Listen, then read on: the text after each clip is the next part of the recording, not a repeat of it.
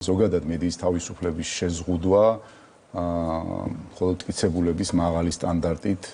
განსაკუთრებული საფუძვლით და საგანგებო კანონისმიერი პროცედურით არის დასაშვები. ნებისმიერი ამგვარი ქმედება, ვისგანაც არ უნდა იყოს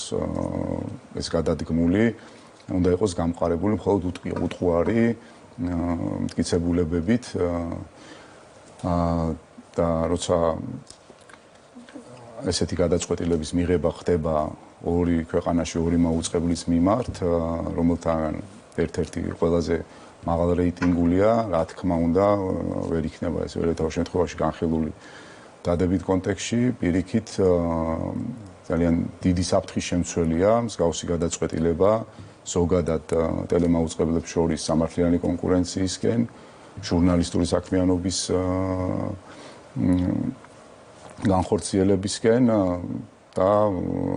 ზოგთლიანად მედია პლურალიზმისთვის წარმოადგენს საფრთხეს.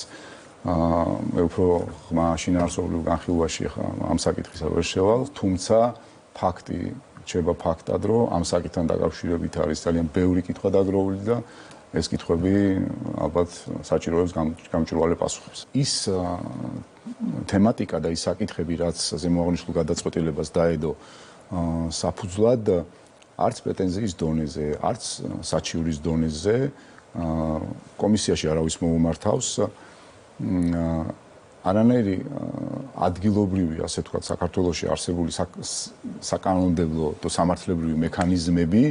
ამ საკითხებთან მიმართებაში გამოყენებული არ ყოფილა, რაც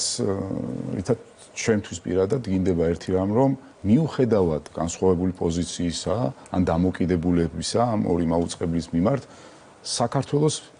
რიგით მოქალაქეს, ნებისმიერ მოქალაქეს იმ საკითხებთან დაკავშირებით, რაც